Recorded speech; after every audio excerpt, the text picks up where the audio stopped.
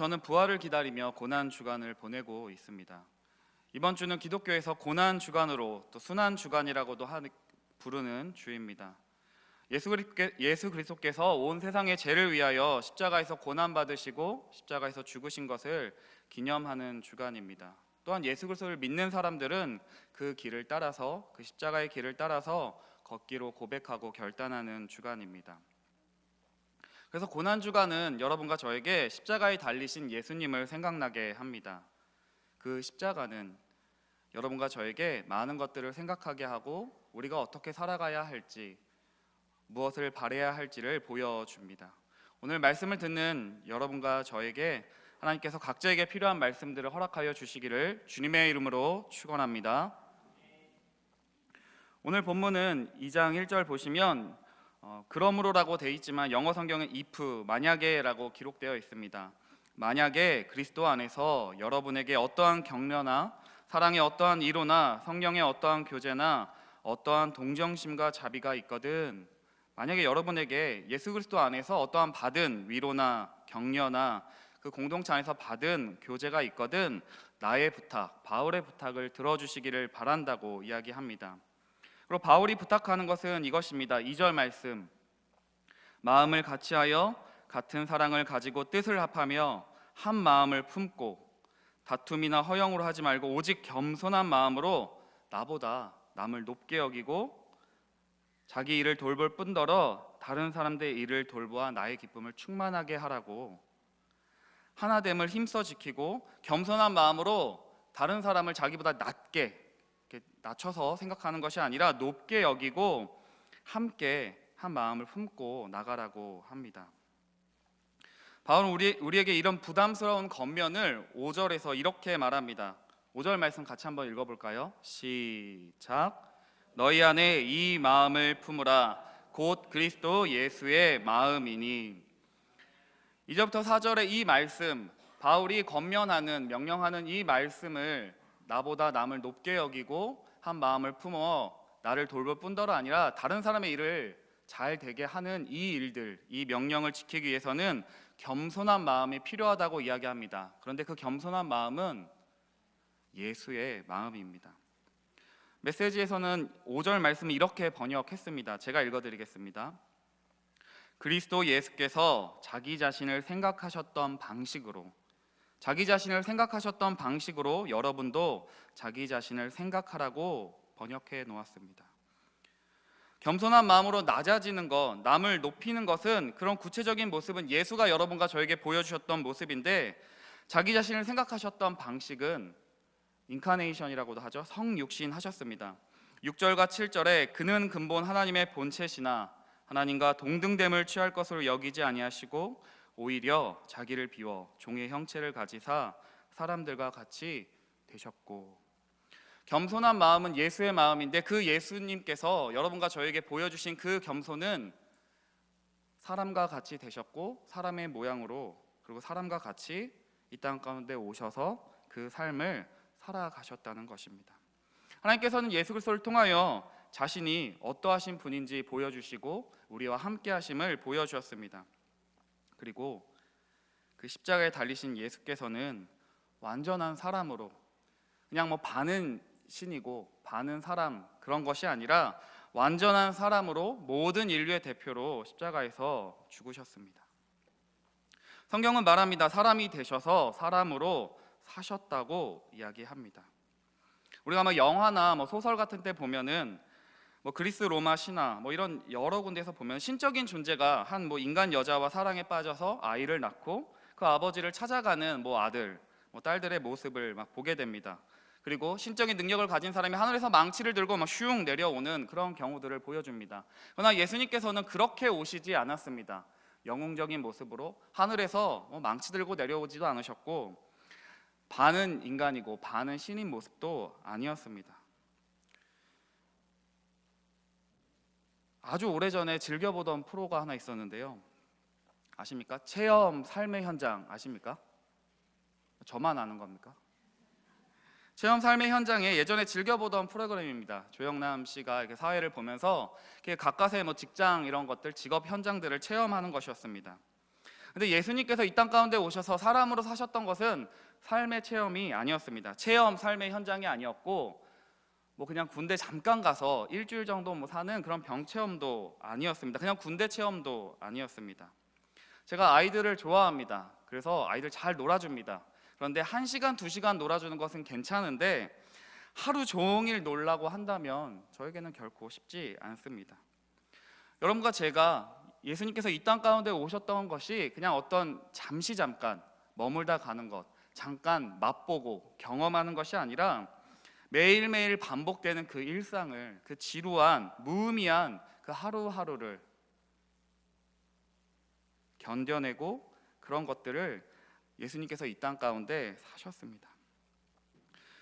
예수님께서 여러분과 저에게 보여주신 그 십자가의 고난은 단순히 그 십자가에서 죽으신 것만이 고난이 아닙니다.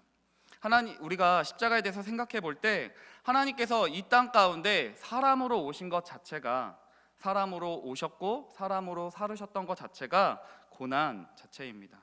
우리 고난 주간에 많이 보는 영상이 있습니다. 패션 오브 크라이스트에서 피가 튀기고 채찍을 맞고 못이 박히는 정도가 예수님께서 받으신 고난의 전부는 아닙니다. 그런데 우리는 십자가 고난 생각하면 피가 튀기고 예수님이 못이 박히고 살이 찢겨지는, 그래서 눈물을 흘리며 나를 위해서 죽으셨구나 이렇게 그냥 감정적으로 생각할 때가 많이 있습니다. 그러나 예수님의 삶 자체가 고난이셨습니다. 제가 학생들에게 비유할 때 이런 비유를 많이 합니다. 인간이 개미를 위해서 죽을 수 있을까? 여러분, 개미를 위해서 죽으실 수 있습니까? 그러면 개미를 위해서 죽는 것은 어리석은 일이라고 많이들 이야기합니다. 그런데 제가 예전에 그냥 십자가를 생각을 하면은 주님께서 개미와 같은, 벌레와 같은 나를 위해서 대신 죽어주셨구나라고 정도만 생각을 했습니다. 근데 말씀을 묵상하는 가운데 이런 생각이 들었습니다. 예수님께서 예를 들면 제가 이렇게 된 것, 제가 개미와 같이 되는 것, 바퀴벌레와 같이 되는 것, 여러분 그런 상상 해보신 적 있습니까? 여러분이 개미가 되고 바퀴벌레가 되는 겁니다. 바퀴벌레가 돌아다니면 여러분 어떻게 하시죠? 그냥 보십니까? 어떻게 잘 지나간다 이렇게 지켜보시지 않으시잖아요. 때려 잡아야 되잖아요. 때려 잡습니다. 예수님께서 여러분과 저에게 인간의 모습으로 이 땅 가운데 오신 것은 어쩌면 그냥 단순히 개미를 위하여, 어떠한 벌레를 위하여, 벌레 같은 존재를 위하여 대신 죽어주신 것 정도가 아니라 개미와 같이 되는 것, 바퀴벌레와 같이 되셔서 그냥 때려잡혀 죽으신 것입니다. 어쩌면 죽는 것보다, 그냥 한 번 죽는 것보다 그렇게 바퀴벌레와 같은 존재로 살아가는 것이 더 고통스러울지 모르겠습니다.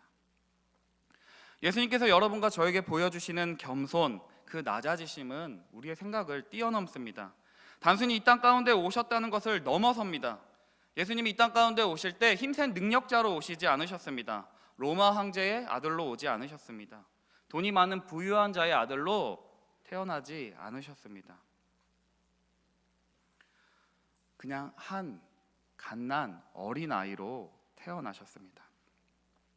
모든 만물을 다스리시고 통치하시는 그 주님께서 아무것도 내 마음대로 할 수 있는 건 없는, 그냥 울고 자고 그냥 똥 싸고 그냥 그렇게 아무것도 할 수 없는, 내 마음대로 움직일 수 없는 그 갓난 어린아이로, 그 가난한 자의 옥수의 아들로 태어나셨습니다.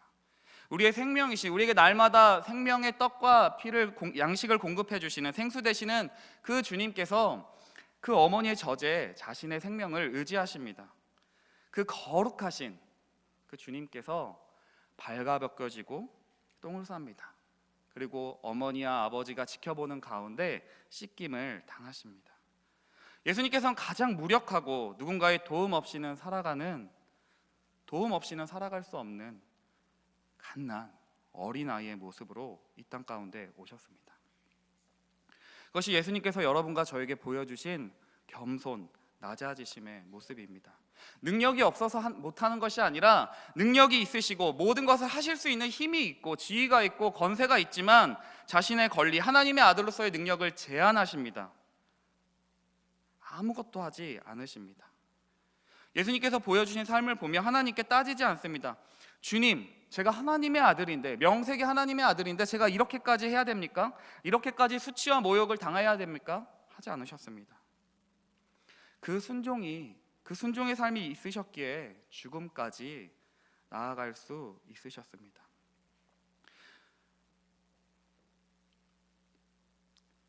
예수님께서 가장 보여줬던 그 능력의 제한은 십자가를 지지 않으실 수 있었지만, 하나님 아버지, 저에게서 이 잔을 지나가게 하여 주시옵소서, 그렇게 2번, 3번 이렇게 간구할 정도로 이렇게 간절히 기도했지만 결국에는 하나님 뜻대로 하시옵소서 라고 순종하셨습니다. 자신이 하실 수 있고 거부하실 수 있었지만 하나님의 뜻에 자신을 비우고 하나님의 뜻과 하나님의 생각을 채워 넣는 것입니다. 그것이 예수께서 여러분과 저에게 보여주신 겸손입니다. 근데 우리가 겸손을 이렇게 오해합니다. 겸손하다는 것을 누군가 참 뭐 잘하네요, 뭐 되게 뛰어나네요 이렇게 하면 막 손살에 치면서 저는 할 줄 아는 게 아무것도 없습니다, 저는 늘 부족합니다, 무능합니다 이렇게 하면서 속마음으로는, 그래도 속마음은 이렇게 하면 겸손해 보이겠지, 왜 내가 칭찬받고 싶은데 왜 칭찬 안 해주지? 또 때로는 열등감을 가지고 다른 사람과 비교하면서 나는 할 줄 아는 게 없어, 그냥 열등감을 가지고 또 자기 비하하는 것도 겸손의 모습은 아닙니다. 여러분과 저에게 이런 능력과 지위와 물질을 주신 분도 하나님이시기 때문에 그냥 우쭐댈 필요도 없고 주눅들 필요도 없는, 다시 이야기해서 다른 사람과 비교하는 것이 아니라 어떠한 사람들과 비교해서 저 사람은 내가 가지지 못한 것들을 가졌네, 참 부럽다 이렇게 비교하는 것이 아니라 그냥 각자 자기에게 주어진, 하나님이 나에게 주신 그 길들을 걸어가는 겁니다. 그러니 비교하지 않고 높아지든 나의 지위가 낮아지든 사람들이 나를 주목하든 주목하지 않던 상관없습니다. 교만할 것도 열등감에 빠질 필요도 없습니다. 그럼 불광천 꽃구경 좀 하셨나요? 많은 사람들이 이렇게 불광천 걸으면서 벚꽃들에 이렇게 막 피어나는 것들을 막 사진 찍고 뭐 SNS 이런 걸 보면은 다 벚꽃, 여의도, 그 다음에 불광천, 뭐 어린이대공원 이런 벚꽃 사진들로 도배가 되어 있습니다. 우리가 봄에는 벚꽃 구경들을 하지 않습니까? 그런데 거기에 주목한다고 우리가 주목하지 않는 들풀이 자신을 안 피워내는 것을 보셨습니까? 여러분과 제가 주목하지 않던, 주목하던 우리의 시선이 다 그 벚꽃, 화려한 벚꽃에 가 있던 그냥 들풀은 그 벚꽃과 비교하지 않고 자기 스스로 자기의 길들을 갑니다. 자기답게 꽃을 피워냅니다. 주님은 세상의 다른 왕들처럼 허세나 가식이 없었습니다. 이 자식들 봐라, 나를 무시하네, 내가 힘이 없는 줄 알아? 내가 능력이 없는 줄 알아? 내가 부유함이 없는 줄 알아? 나의 권력 맛 좀 보여줄까? 이러지 않으셨습니다. 예수님께서 겸손하신 그 모습은 남에게 보여주기 위한 것이 아니라 내가 맞춰줄게, 그래 너 좀 부족하네, 내가 좀 널 위해서 내가 맞춰줄게, 이렇게 시혜를 베풀듯이 막 이렇게 베풀듯이 하는 겸손도 아니었습니다. 그냥 우리와 똑같아지시고 자기 자신을 날마다 반복적으로 낮추시는 삶을 사셨습니다. 그런 겸손하신 예수를 본받는 일은 결코 쉽지 않습니다. 그런 예수님의 겸손을 생각할 때 오늘 바울이 여러분과 저에게 하는 권면은 굉장히 무거운 것으로 다가옵니다. 너희 안에 이 마음을 품으라, 곧 그리스도의 예수의 마음. 하나님이시지만 자기 자신을 동등된 지로 여기지 않으시고 인간의 모습으로 오셨던 그 겸손의 모습을 가지고 마음을 같이하고 사랑을 가지고 뜻을 합하며 한 마음을 품고 다툼도 아니고 허영도 아니고 나보다 남을 더 높게 여기고 다른 사람이 잘 되기 위해서 힘쓰는 그 일은 결코 쉽지 않습니다. 자기 부인이 없으면 결코 하지 못할 일들입니다. 여러분과 저에게 어떠한 특권과 지위가 있다면, 뭐 부가 있다면 그거를 안 사용하기는 굉장히 어렵습니다. 여러분이 비행기를 타는데 전용석이 나에게 주어졌는데 그걸 버리고 그냥 일반 이코노미석을 타지는 않을 것입니다. 똑같이 줄을 서 있는데 내가 그냥 VIP석으로 갈 수 있다면 그냥 그것을 갈 것입니다. 자신의 특권과 그런 권력들이 소중하지 않고 중요하지 않다면 왜 다들 판사, 사장, 간호사, 의사 어떤 일들을 할 때 인맥을 동원하려고 하겠습니까? 어떤 왜 높은 자리에 가려고 하겠습니까? 그것이 우리에게 특권이 되고 지위가 되기 때문입니다. 여러분과 저라면 조금이라도 특권이 있다면, 혜택이 있다면 그것을 사용할 것입니다. 그러나 주님은 자신에게 특권이 있음에도, 지위가 있음에도, 능력이 있음에도 사용하지 않습니다. 예수님이 자기 자신을 생각한 그 방식은 하나님과 동등됨을 여기지 않으시고 자기를 비우십니다. 사람들과 같이 데우시고 주님의 말씀으로, 하나님의 말씀으로 채웁니다. 죽기까지 복종합니다. 여러분과 저도 이 예수의 그 겸손, 예수님의 낮아지심을 본받기는 우리의 힘으로는 불가능합니다. 갈라디아서 5장 24절의 말씀처럼 그리스도 예수께 속한 사람들은 육체와 함께 그 정욕과 욕망을 날마다 십자가에 못 박는, 날마다 그 정욕과 욕망을 날마다 십자가에 못 박지 아니하면 예수님을 따라가지 못할 것입니다. 그 겸손처럼 낮아지기 어려울 것입니다. 여러분 어떠하십니까? 이 말씀을 생각하면서 저에게 한번 적용해 보았습니다. 저는 주님처럼 그렇게 낮아지고 싶지 않습니다. 예수님처럼 그렇게 죽고 싶지도 않더라고요. 예수님께서 죽으신 죽음은 그런 화려하거나 영웅적인 죽음은 아니었습니다. 그냥 로마의 십자가 위에 죽으신 굴욕적인 죽음이셨습니다.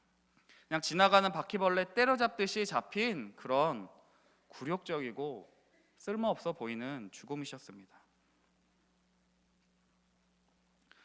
차라리 제가 죽는다면 좀 멋지게 좀 히어로가 돼서 나라를 위해서 뭔가 영광을 위해서 영웅적인 죽음으로, 많은 사람들이 안타까워하는 죽음으로 그의 죽음을 바라보며 눈물을 흘리며 저 사람은 죽으면 안 된다고 하는 그런 죽음이면 참 좋겠습니다. 그러나 예수님의 죽음은 오해와 조롱 가운데 미련스럽게 보이고 수치스럽게 보이는 죽음입니다. 여러분 그러한 죽음을 하나님께서 허락하신다면 견뎌내실 수 있겠습니까? 나의 자존심도 버려내고 나의 자존심마저도 버리고 수치스럽고 미련스러워 보이는 그 죽음의 길을 걸어가실 수 있겠습니까? 십자가에 달려 죽어야 하는 것은 그런 것입니다. 어쩌면 폼나게 영웅적인 죽음이 아니라 꾸역꾸역 하루를 버텨내며 살아가야 하는 것처럼 공고하더라도 살아내야 하는 것일지도 모르겠습니다.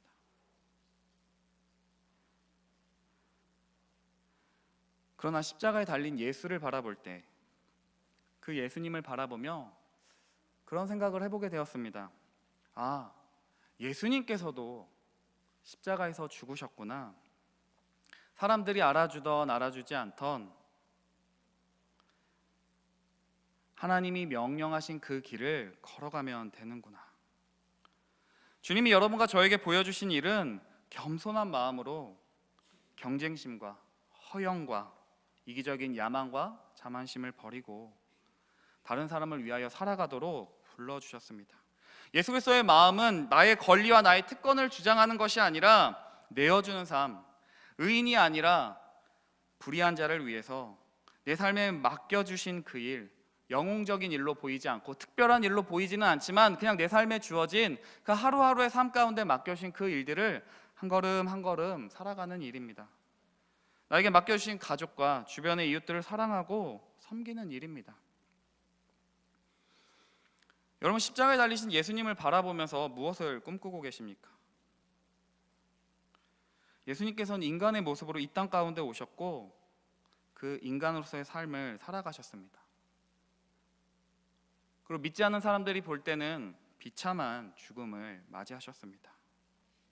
여러분 예수를 통하여 내가 얻고 싶은 게 세상의 부귀영화나 대단한 일이라면 꿈 깨시기를 바랍니다. 주님은 우리의 마음을 낮추시고 십자가에 달리신 그 예수는 우리의 마음을 낮추시고 나의 삶의 모습을, 십자가에 달린 나의 모습을 보고 따라오라고 요청하십니다. 내가 보여주는 그 겸손, 내 비움을 배우라고 요청하십니다. 그 말씀에 순종할 수 있는 여러분과 제가 되기를 주님의 이름으로 축원합니다. 8절 말씀을 보시면 사람의 모양으로 나타나사 자기를 낮추시고 죽기까지 복종하셨으니 곧 십자가에 죽으심이라. 십자가의 죽으심으로, 예수 그리스도의 순종으로, 그 죽으심으로 우리가 하나님께 가는 길이 열렸습니다. 우리의 구원은 예수님의 순종으로 이루어졌습니다. 예수님은 이 십자가의 잔을 지기를 굉장히 부담스러워 하셨습니다. 마태복음 26장 42절에 보면 다시 두 번째 나아가 기도하여 이르시되 내 아버지여, 만일 내가 마시지 않고는 이 잔이 내게서 지나갈 수 없거든 아버지의 원대로 되기를 원하나이다 하시고, 늘 하나님의 말씀에 순종하셨던 예수님께서 두 번째 나아가 기도하여 이르시되 아버지여, 이 잔 좀 지나가게 해주십시오. 그러나 아버지의 원대로 되기를 원하나이다. 이 말은 예수를 믿는 우리가 어떻게 살아가야 하는지 보여줍니다. 하나님의 말씀에 순종하는 것입니다. 그 순종으로 예수님은 사람으로, 인간의 대표로 십자가에서 죽으셨습니다. 그런데 그 죽음이 그냥 죽음으로 끝나지 않습니다. 우리 9절과 10절의 말씀을 같이 한번 읽어보도록 하겠습니다. 시작. 이러므로 하나님이 그를 지극히 높여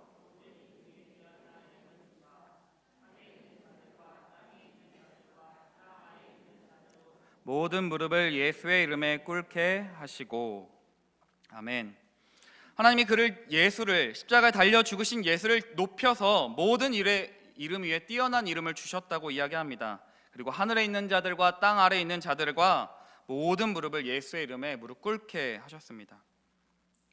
예수를 주라고 부르는 것입니다.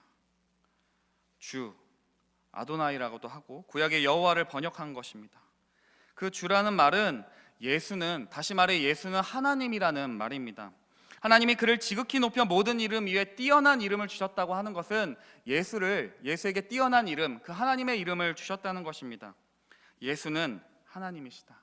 너희가 십자가에 못 박힌 이 예수가 우리의 주가 되셨다. 하나님이시다. 누가복음 5장 21절에 보면은 예수를 십자가에 못 박은 이유가 신성모독이었습니다. 서기관과 바리새인들이 생각하여 이르되 이 신성모독하는 자가 누구냐? 오직 하나님 외에 누가 능히 죄를 사하겠느냐? 유대인들에게는 그 신성모독이라는 죄로 예수님께서 십자가에서 죽으셨습니다. 자신이 하나님의 아들이라고 말한 그것이 신성모독이 되어 죽었습니다. 그런 그 예수를 하나님께서 지극히 높여 모든 이름 위에 뛰어난 이름으로 높여주었습니다. 이 예수가, 너희가 십자가에 못 박은 이 예수가 하나님이시다, 나의 아들이라고 이야기를 합니다. 모든 무릎이 예수 앞에 꿇게 되며 모든 입이 예수는 주시라고 고백할 것이라는 이 바울의 약속은 이미 예언된 것입니다. 이사야 45장 22절 23절에 이렇게 이사야 선지자가 말하고 있습니다. 땅의 모든 끝이여 내게로 돌이켜 구원을 받으라. 나는 하나님이라 다른 이가 없느니라. 내가 나를 두고 맹세하기를 내 입에서 공의로운 말이 나갔은즉 돌아오지 아니하나니. 땅의 모든 끝이 내게로 돌이켜 구원을 받으라. 나는 하나님이라. 그 예수, 십자가에 못 박힌 그 예수를 하나님께서 높여주셨습니다. 예수는 하나님이시라는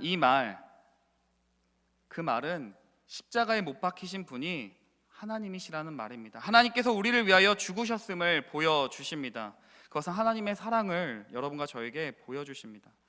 로마서 5장 8절의 말씀이죠. 우리가 잘 아는 이 말씀. 우리가 아직 죄인 되었을 때에 그리스도께서 우리를 위하여 죽으심으로 하나님께서 우리에 대한 자기의 사랑을 확증하셨느니라. 십자가에서는 그 하나님의 사랑뿐만 아니라 하나님의 사랑을 보여줍니다. 하나님이 죽으시기까지 우리를 사랑하셨음을 보여줍니다. 또한 결코 우리의 죄가 가볍지 않음을 보여줍니다. 우리의 죄가 그냥 단순히 벌금형, 감옥, 세상의 법으로 규정할 수 없는 영역임을 알게 해줍니다. 하나님이 죽으셔야만 할 정도의 죄였습니다. 우리의 영혼의 죄, 내면의 죄, 우리 안에 있는 하나님 없이 살아가는 그런 모든 죄를 가리켜 하나님께서 십자가에서 죽으시고 형벌 받으시고 죽으셨습니다. 그 예수의 십자가 죽음으로 우리가 용서함을 받고 구원을 받았습니다. 이것이 우리가 믿는 복음입니다. 그런데 오늘 이 말씀 9절 10절의 말씀은 그 복음에서 조금 더 바울이 이야기합니다. 그 십자가에 달려 죽으신 예수를 하나님께서 높이셔서 10절 모든 무릎을 예수의 이름에 꿇게 하시고 11절 모든 입으로 예수 그리스도를 주라 시인하여 하나님 아버지께 영광을 돌리게 하셨느니라. 모든 이름에 뛰어난 이름을 주셔서 하나님 보좌 우편에 앉으셔서 하나님의 영광을 돌리게 하셨다는 말입니다. 하나님 보좌 우편에 앉으셔서 모든 만물을 다스리는 통치자로 세우셨다는 말입니다. 에베소서 1장 20절에 이렇게 이야기하는데요, 제가 한번 읽어드리겠습니다. 그의 능력이 그리스도 안에서 역사하사 죽은 자들 가운데서 다시 살리시고 하늘에서 자기의 오른편에 앉히사 모든 통치와 권세와 능력과 주권과 이 세상뿐 아니라 온 세상에 일컫는 모든 이름 위에 뛰어나게 하시고 또 만물을 그의 발 아래에 복종하게 하시고 그를 만물 위에 교회의 머리로 삼으셨느니라. 예수께서 십자가에서 죽으신 것은 그냥 단순히 우리 한 명 개인의 죽음을 위해서만 죽으신 것이 아닙니다. 우리는 예수님께서 죽으셨다는 그 사실을 그냥 나의 죄, 그냥 나 한 명의 개인의 죄를 위해서 죽으셨다고만 생각합니다. 우리는 그 죽으심을 축소하는 경향이 있습니다. 예수님께서 십자가에서 죽으신 것은 더 큰 것을 위하여 죽으셨습니다.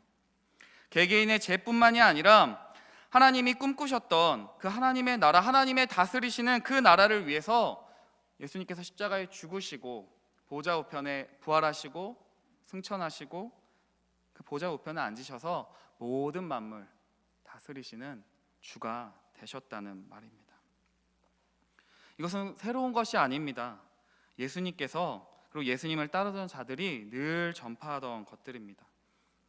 마가복음 1장 15절에서는 이렇게 이야기합니다. 예수님께서 사역을 시작하실 때 이르시되 때가 찼고 하나님의 나라가 가까이 왔으니 회개하고 복음을 믿으라.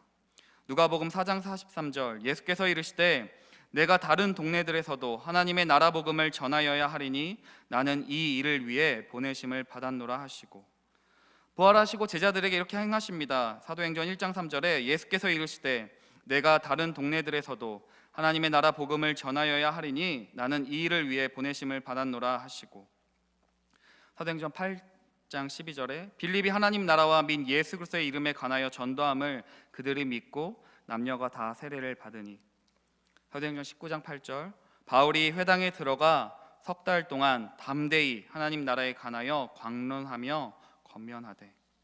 예수님께서 십자가에서 죽으시고 부활하시고 승천하신 그 모든 것은 단순히 우리의 죄뿐만이 아니라 하나님이 원래 꿈꾸셨던 그 하나님의 나라를 회복하시고 우리를 하나님의 백성을 삼아주시고 다스리신다는 놀라운 복음의 소식입니다. 이스라엘 백성에게 그냥 단순히 출애굽, 애굽에서 건져낸 것만이 최종 목적이 아니었던 것처럼 이스라엘 백성에게 애굽에서 건져내셔서 하나님의 백성답게 살아가게 하시고 하나님의 다스림, 하나님의 뜻을 구현해내는 새로운 공동체, 하나님의 백성, 이스라엘 백성들 살아가게 하셨던 것처럼 예수님께서 우리를 위하여 십자가에서 죽으신 것은 내가 그냥 예수 믿고 구원받고 천당 가는 천국행 티켓을 위해서 죽으신 것이 아닙니다. 하나님 나라 백성으로 삼으시고 하나님의 자녀 삼으시고 하나님의 백성답게 살아가는 하나님의 다스림을 받는 그 자녀로 살아가도록 여러분과 저를 부르셨음을 믿으시기를 바랍니다. 이 말씀은 빌립보 교회에 전파된 말씀입니다. 그 빌립보 교회는 로마 제국의 식민지 아래에 있던 식민지였던 사회였습니다. 그 빌립보 지역에 로마 제국의 식민지로 그 로마가 주는 특권과 지위를 누리던 그 빌립보 교회에 오늘 바울이 예수 그리스도의 말씀, 그 복음을 외칩니다.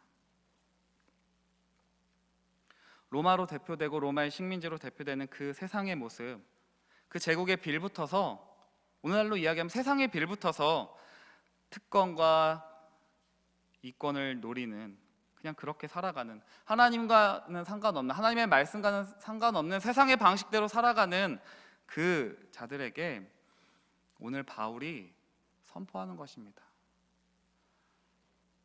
너희가 따를 것은 그 로마 식민지, 그 로마의 특권을 그냥 기대어 살아가는 것이 아니라 하나님이 주신 그 말씀, 십자가에 죽으시고 부활하신 그 예수의 모습, 죽기까지 낮추시고 순종하신 그 예수의 모습을 따라가며, 이 세상은 한 명을 위해서 수천 명이 희생하지만 하나님 믿는 자들은 수천 명을 위해서 한 명이 희생하는 것처럼 높아지기보다는 낮아지고 나의 권리를 주장하기보다는 남을 잘되게 하는 그런 새로운 세상이 열렸다는 것을, 새로운 길이 열렸다는 것을 여러분과 저에게 보여줍니다. 사랑하는 성도 여러분, 복음을 단순히 그냥 개인 구원을 위한 것으로 축소하지 않으시기를 바랍니다. 예수를 믿는다는 것은 그냥 이 땅에서 삶이 끝이 아니라 그 십자가에 달린 예수가 부활하시고 승천하셔서 모든 만물을 다스리는 주가 되셨다는 것입니다. 그러니 바울이 빌립보서 3장에 이렇게 이야기합니다. 우리의 시민권은 이 땅 가운데 있는 게 아니라 저 하늘에 있다. 하나님을 믿는 자가 된다는 것은 예수의 십자가의 죽으심을 믿고 부활을 믿고 따라가는 우리는 이 세상의 방식을 따라 살아가는 것이 아니라 하나님의 다스림을 받으며 하나님 뜻대로 십자가를 지신 예수 그리스도의 그 길을 따라가는 것이라고, 새로운 삶의 방식, 그것은 예수님이 보여주신 그 십자가의 길로 걸어갈 것을 요청합니다. 제자들도 예수님을 따라갔습니다. 3년이나 따라갔습니다. 그러나 제자들의 모습 가운데, 십자가에 죽으시기 전까지 제자들의 모습 가운데는 예수님은 따라갔지만 십자가 없는 영광만을 추구했던 것 같습니다. 혹시 우리도 그러하지는 않으십니까? 분명히 영광이 있습니다. 예수님은 부활하셨고 하늘로 올리셨고 이 땅 가운데 다시 임하실 것입니다. 하나님 나라를 회복하실 것입니다. 그런데 이 땅의 삶을 살아가는 가운데 고난 없이, 순종 없이 영광은 없습니다. 유명한 말이 있죠. No cross, no crown. 고난이 없이는, 십자가가 없이는 영광도 없다고.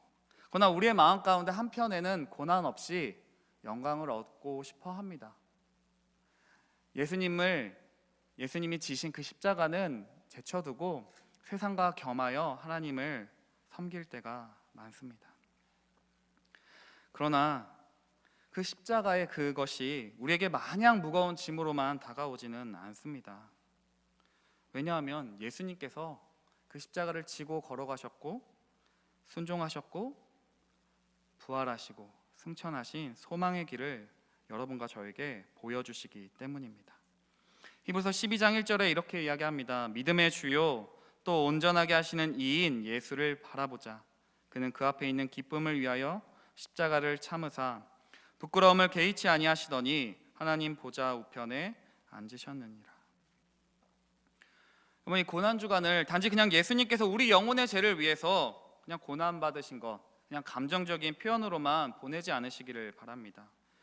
예수님이 십자가에 달려 죽으시기까지 고통하신 그런 모습, 피가 튀기고 살이 찢긴 것, 그것에만 초점을 맞추지 않으시기를 바랍니다. 예수님께서 하신 말과 살아내신 삶, 죽기까지 복종하신, 자기를 비워내신 그 죽음과 그 삶과 부활을 깊이 묵상합시다. 나보다 남을 높게 여기고 자신을 낮추는 그런 지속적인 삶, 다른 사람이 잘 되도록 돕는 일, 나를 잊을 정도로 이거 내가 되게 잘하고 있네, 내가 누군가를 돕고 있네 라고 생각하는 마음도 잊을 정도로 도움의 손길을 내미는 일, 나의 권리를 주장하지 않는 일, 다른 사람을 잘 되기 위해서 애쓰고 나의 시기하거나 다툼으로 하지 않는 그런 일들, 그 십자가에 달리신 예수께서 보여주셨습니다.